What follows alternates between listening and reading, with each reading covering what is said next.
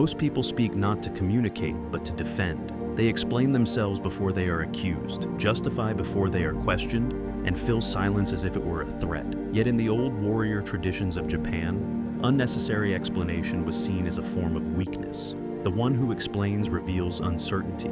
The one who remains silent reveals control. Long before modern life demanded constant response, Miyamoto Musashi warned against excessive words.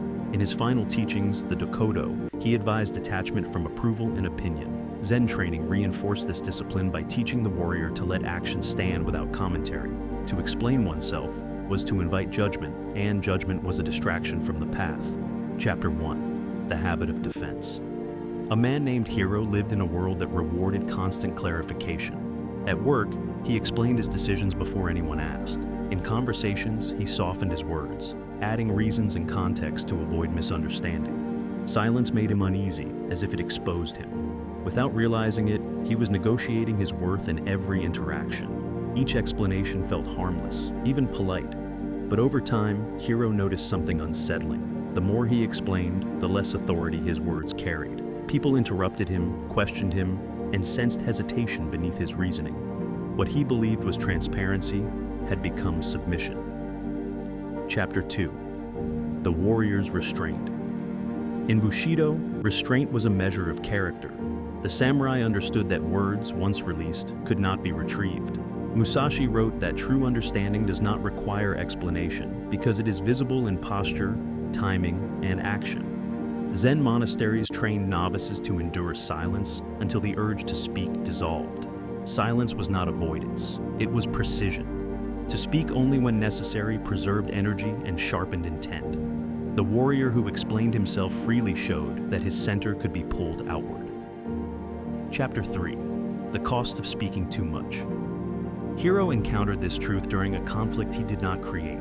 A decision he made was questioned publicly, and instinct urged him to justify every step. He began speaking quickly, stacking reasons upon reasons. The more he spoke, the more uncertain the room became. Later, alone, he felt the familiar exhaustion. He realized that explanation had not clarified anything. It had weakened his presence. The samurai would have recognized this moment as a loss of ground without a battle. Chapter 4. The practice of withholding change did not come through confrontation, but through elimination. Hiro adopted a single, non-negotiable rule: do not explain unless asked. When challenged, he answered simply, then stopped. When misunderstood, he allowed the silence to remain. At first, the discomfort was sharp.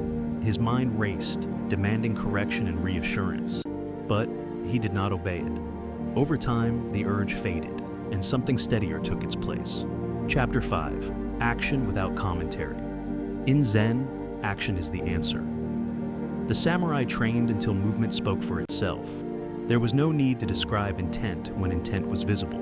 Musashi believed that mastery removes the need for explanation because clarity is evident without words.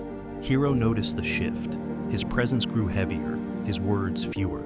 People listened more closely, not because he spoke louder, but because he spoke less. Silence had become structure, not absence. The discipline of not explaining yourself is not arrogance. It is respect for your own center. When words are unnecessary, withholding them preserves strength. In a world that demands constant justification, the one who remains silent stands apart, unburdened and unshaken.